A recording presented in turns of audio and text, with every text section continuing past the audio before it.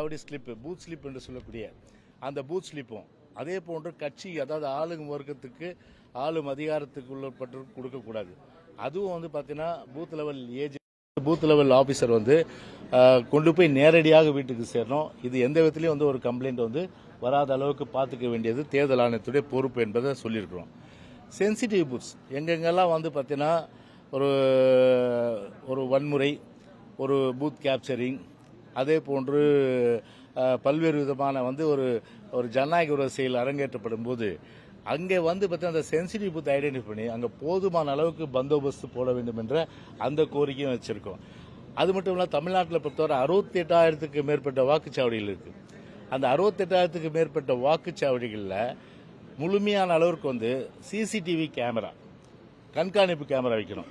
இப்போ இன்பதுரை கேஸில் என்னன்னா 2016 நடைபெற்ற தேர்தலில் ஒரு பூத்தில் பிரச்சனை ஏற்பட்டு அந்த ரெக்கார்டிங் எடுத்துட்டோம்னா ரெக்கார்டிங் வந்து அந்த ரெக்கார்டிங் அலைஞ்சு போச்சுன்னு சொல்லிட்டாங்க அந்த ஆஃபீஸர். அது எனவே இது வந்து எந்த விதத்திலையும் வந்து நியாயம் இல்லை. அதனால் அப்படிப்பட்ட நிலை இருக்கக்கூடாது. எனவே எந்த காரணத்தை கொண்டும் சரி ஒரு 8 மாசத்துக்கு மேலே அந்த ரெக்கார்டிங் வந்து பார்த்தீங்கன்னா எந்த நிலையில வந்து ஒரு கஸ்டடியில் தான் வச்சிருக்கணும். அந்த அளவுக்கு வந்து உடனடியாக வந்து பார்த்தீங்கன்னா அதுக்குரிய நடவடிக்கை எடுக்கணும். அதை அழிக்கிற வேலை பண்ணால் சம்பந்தப்பட்ட அதிகாரிகள், இப்போ இவருடைய கேஸில் பார்த்தீங்கன்னா அதிகாரம் தண்டிக்கப்படல. அப்போ அதிகாரம் தண்டிக்கப்படலைன்னா அதான் நான் சொன்னேன், இந்த மாதிரி நீங்கள் ஸ்பெசிஃபிக்காக லெட்டர் எழுதுங்க. தேர்தல் விதி முழுமையாக கடைபிடிக்கப்படாமல் விருப்பு இல்லாமல் பணியாற்ற வேண்டும்.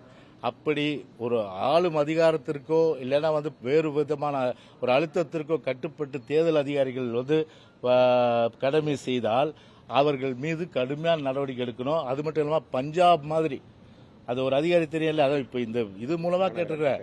தமிழ்நாட்டில் உள்ள தேர்தல் அதிகாரிக்கு இதே மெசேஜ் சொல்றேன், தயவுசெய்து யாருடைய நிர்பந்தத்துக்கும் அதிகார வர்க்கத்துடைய நிர்பந்தத்திற்கு அடிபடியாமல் சுதந்திரமாக பணியாற்றுங்கள். ஆனால் நீங்கள் அதிகார வர்க்கத்திற்கு அடிபடிந்து பணியாற்றினால் நிச்சயமா பஞ்சாப் போல ஒரு அதிகாரி வந்து ஒரு வம்பில் மாற்ற நிலைமை உங்களுக்கு தயவுசெய்து அது ஏற்படக்கூடாது. எனவே அந்த வகையில் வந்து ஒரு நியாயமான முறையில் பணியாற்ற வேண்டும் என்ற அந்த கருத்தையும் சொல்லியிருக்கிறோம். அதே போல் இந்த மணி டிரான்சாக்ஷன் பொதுவாக என்ன பண்ணுவாங்கன்னா இப்போ லேட்டஸ்ட்டாக எங்களுக்கு வந்த தகவல், ஒரு அதிகார வர்க்கம் ஆளுங்கட்சி ஒரு குடிமைப் பொருள் அதாவது ஃபுட் கார்பரேஷன் இந்த வெஹிக்கிள் மூலமாக பார்த்தீங்கன்னா வந்து பணம் அங்கங்கே கொண்டு போய் வைக்கிற மாதிரி ஒரு தகவல், அதையும் நாங்கள் சொல்லியிருக்கோம். அதை முழுமையாக தடுக்கணும். அது மட்டும் இல்லாமல் இந்த எலக்ட்ரானிக் டிரான்சாக்ஷன் நெஃப்ட் என்று சொல்லக்கூடிய ஆர்டிஜிஎஸ் என்று சொல்லக்கூடிய எலக்ட்ரானிக் டிரான்சாக்ஷனில் பல்காக யாராக டிரான்ஸ்ஃபர் பண்ணுறாங்க அதெல்லாம் கண்காணித்து அவர்கள் மீது நடவடிக்கை எடுக்க வேண்டும் என்ற அந்த இது சொல்லியிருக்கோம். ஏன்னா வந்து பார்த்தீங்கன்னா இப்போ அந்த வெஹிக்கிள் பொறுத்தவரையில் வந்து செக் போஸ்ட்டில் செக் பண்ணுறது ஒரு பிரைவேட் வெஹிக்கிள் செக் பண்ணுறாங்க. ஆனால் பொதுவாகவே எங்களுக்கு கிடைத்த தகவலை நாங்கள் சொல்லியிருக்கிறது என்னென்னா பிரைவேட் வெஹிக்கிள் மட்டுமில்லை அரசு வாகனங்கள் அத்தனையுமே வந்து செக் பண்ண வேண்டும் என்று தான் நாங்கள் வந்து முழுமையான அளவுக்கு வந்து இதை வந்து சொல்லியிருக்கோம். அதை வந்து கடுமையான நடவடிக்கை எடுக்கணும். பாரபட்சம் இல்லாமல் அரசு வாங்கினா கூட அரசு வாங்கினா பணம் கொண்டு போகிறதா தகவல் இருந்தது.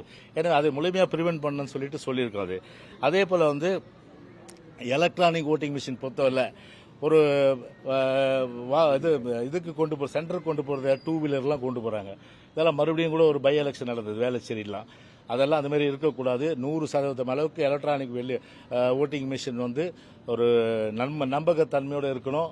அது மட்டும் இல்லாமல் வந்து ரிப்பேர் ஆனால் உடனடியாக வந்து ஒரு அரை மணி நேரத்துக்குள்ளே வந்து அந்த ரிப்பேரை சரி செய்வதற்குண்டான எல்லாமே வந்து நடவடிக்கை எடுக்கணும். கோடை காலம் என்பதனால வந்து பார்த்தீங்கன்னா பொதுமக்கள் வந்து வாக்காளர்கள் வந்து எந்த விதத்தில் வந்து வாக்களிக்கிறவர்கள் கஷ்டப்படக்கூடாது. எனவே ஷாமியான் அமைக்கணும். தண்ணீர் வேண்டிய அளவுக்கு வந்து குடி தண்ணீர் வந்து ப்ரொவைட் பண்ணோம்.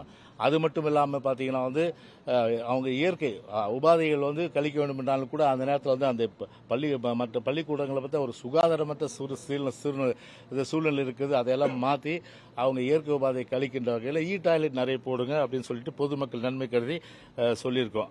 எனவே இது போன்ற விஷயங்களெல்லாம் வந்து பார்த்தீங்கன்னா அதே போன்ற அதாவது கம்ப்ளைண்ட் நாங்கள் வந்து சொல்லும்போது உடனடியாக வந்து நடவடிக்கை எடுக்கணும். அதனால் கம்ப்ளைண்ட் வந்து அந்த நேரத்தில் பார்த்தீங்கன்னா ஒரு இடத்துல அதிகார துஷ்பிரயோகத்தில் தவறு நடக்குது, நான் ஃபோன் பண்ணால் ஃபோன் எங்கேஜாக இருக்கும், இல்லைன்னா கால் சென்டரில் கால் பிஸியாக இருக்கும். அந்த மாதிரி இல்லாமல் எப்போதுமே 24/7 கம்ப்ளைண்ட்டை வந்து புகார்களை வந்து தேர்தல் ஆணையம் உடனடியாக வந்து அதை ரிசீவ் செஞ்சு அதுக்குண்டான நடவடிக்கையை கடுமையாக எடுக்கணும்னு சொல்லிட்டு அதை வலியுறுத்தியிருக்கலாம்.